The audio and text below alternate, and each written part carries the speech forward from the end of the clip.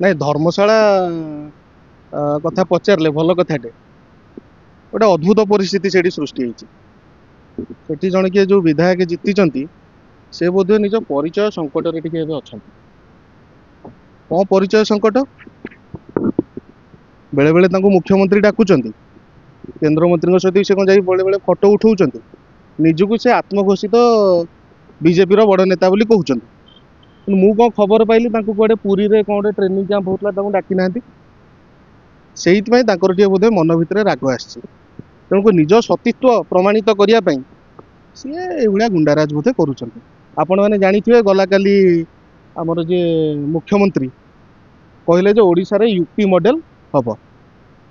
ତେଣୁ କରିକି ଯେହେତୁ ସିଏ ନିଜ ସତୀତ୍ୱଟାକୁ ଦେଖିବା ପାଇଁ ଚାହୁଁଛନ୍ତି ବିଜେପିରେ, କଥାଟେ ହଉଛି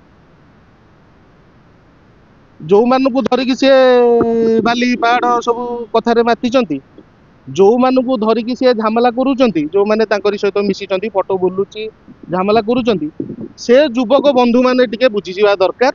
ଯେତେବେଳେ କଥାଟା ଆପଣ ମାନଙ୍କ ନଜରକୁ ଆସି ଯାଉଛି, ସେ କହୁଛନ୍ତି ଯେ ଇଏ ମୋର ଲୋକ ନୁହେଁ, ଇଏ କୁଆଡେ ବିଜେଡି ଲୋକ। ଆପଣ ମାନେ ଆଗରୁ ଦେଖିଥିବେ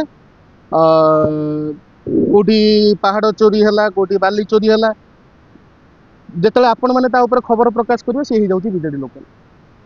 ଯେତେବେଳେ ଝାମେଲା ହଉଛି ତାପରେ କହିବେ ସେ ହଉଛି ବିଜେଡି ଲୋକ। ତେଣୁ କରିକି ବିଧାୟକ ଯିଏ ଧର୍ମଶାଳାର ବର୍ତ୍ତମାନ ଅଛନ୍ତି, କଣ ପାଇଁ ସେ ହତାଶ ହେଇଛନ୍ତି ସେଟା ସିଏ ନିଜେ କହିପାରିବେ। ଆମେ ସରକାରଙ୍କୁ ଆହ୍ୱାନ ଦବୁ, ଆମେ ସରକାରଙ୍କୁ ସତର୍କ କରେଇ ଦଉଛୁ, ଓଡ଼ିଶାରେ ଏଇଭଳିଆ ୟୁପି ମଡେଲ ଚଳିବ ନାହିଁ। ଓଡ଼ିଶା ମଡେଲକୁ ସାରା ଭାରତ ସାରା ବିଶ୍ୱ ପ୍ରଶଂସା କରୁଛି। ସେ ବିପର୍ଯ୍ୟୟ ପରିଚାଳନା କଥା ହଉ, ଆର୍ଥିକ ପରିଚାଳନା କଥା ହଉ, ବିକାଶର କଥା ହଉ, ରାସ୍ତାଘାଟ ସବୁ, ପାନୀୟ ଜଳ ସବୁ, ଯେତେ ସବୁ ବିକାଶର କଥା ହେଇଛି, ଓଡ଼ିଶା ମଡେଲ ହଉଛି ସାରା ଭାରତରେ ସାରା ପୃଥିବୀରେ ଆଜି ପ୍ରଶଂସା ଚାହୁଁଛି। ତେଣୁକରି ମାନ୍ୟବର ମୁଖ୍ୟମନ୍ତ୍ରୀ ଆପଣ ଟିକେ ୟୁପି ମଡେଲ, ଗୁଜୁରାଟ ମଡେଲ ଏଗୁଡ଼ା କହିବା ପୂର୍ବରୁ ଟିକେ ଭାବନ୍ତୁ। କାହିଁକିନା ଏମିତିଆ ପରିଚୟ ସଙ୍କଟରେ ଥିବା ଲିପୁ ସାହୁଙ୍କ ଭଳିଆ ବିଧାୟକ ସାଙ୍ଗେ ସାଙ୍ଗେ ୟୁପି ମାନେ ବୁଝିଦେଲେ, ଖଣ୍ଡା ବୁଝାଲି ସାଙ୍ଗେ ସାଙ୍ଗେ ଧରିକି ରାସ୍ତାକୁ ଓହ୍ଲେଇ ପଡୁଛନ୍ତି। ତେଣୁ କରିକି ଆଜି ଆପଣମାନଙ୍କ ମାଧ୍ୟମରେ, ସଚେତନ ଗଣମାଧ୍ୟମ ମାନଙ୍କ ମାଧ୍ୟମରେ ଆମେ ସରକାରଙ୍କୁ ସତର୍କ କରେଇ ଦଉଛୁ, ତୁରନ୍ତ ଯେଉଁମାନେ ଏଭଳି କ୍ରାଇମ କରୁଛନ୍ତି, ରାଜରାସ୍ତାରେ ଠେଙ୍ଗା ବାଡ଼ି ଧରି ବୁଲୁଛନ୍ତି, ତାଙ୍କ ବିରୁଦ୍ଧରେ କାର୍ଯ୍ୟାନୁଷ୍ଠାନ ନିଅନ୍ତୁ।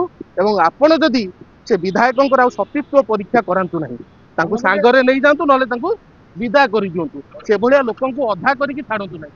ଆଇଦର ଏ ପାଖରେ ରଖନ୍ତୁ, ନହେଲେ ସେ ପାଖକୁ ପଠେଇ ଦିଅନ୍ତୁ।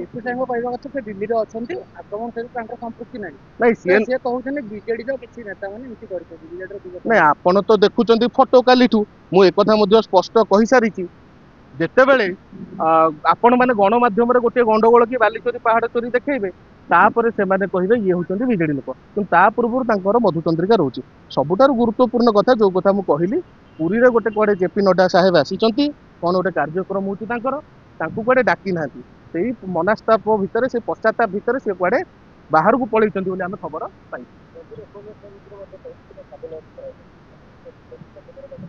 ବାଧିବନି କି ମତେ କହୁନାହାନ୍ତି ଆପଣ, ବାଧିବ ନା ବାଧିବନି?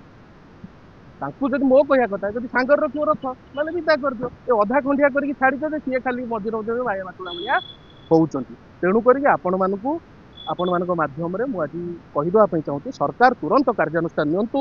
ଓଡ଼ିଶାରେ ଏଇଭଳିଆ ଟ୍ରେଣ୍ଡ ଥରେ ଆରମ୍ଭ ହେଲେ, ଯୁବ ସମାଜ ଯଦି ଏଇଭଳିଆ ରାସ୍ତାକୁ ଓହ୍ଲେଇବେ, ତାହେଲେ ଏଇଟା ରାଜ୍ୟର ଭବିଷ୍ୟତ ପାଇଁ ଭଲ ନୁହେଁ। ନାଇଁ ଏଟା ତ ସିଏ ନିଜେ ଶନିବାର ରବିବାର କ୍ଲାସ କଥା କହିଛନ୍ତି। ତେଣୁକରି ଗଲା କାଲି ବି ବୋଧହୁଏ ରବିବାର ଥିଲା, ଶନିବାରର ହ୍ୟାଙ୍ଗଓଭର ତାଙ୍କର ଥିଲା ବୋଧହୁଏ। ତେଣୁକରି ସେ ନିଜ ପିଲାଙ୍କୁ ଚିହ୍ନି ପାରୁନାହାନ୍ତି, କହୁଛନ୍ତି କଣ ଏମାନେ ମୋ ପିଲା ନୁହନ୍ତି। ସେଇ ଯୋଉ ପିଲାମାନେ ଯୁବକ ମାନଙ୍କୁ ମୋର ଆଡଭାଇସ୍, ଦେଖ ତମେ ଯାହା ପାଇଁ ଉତ୍ପାତ ହଉଛ ସେ ଲୋକ ତମକୁ ବିପଦ ବେଳେ ଚିହ୍ନୁନି। ତେଣୁକରି ଧର୍ମଶାଳା ଏବଂ ଯାଜପୁରର ଯୁବକ ସମାଜ ମଧ୍ୟ ଏଭଳିଆ ବ୍ୟକ୍ତିଙ୍କ ଠାରୁ ସତର୍କ ରୁହନ୍ତୁ।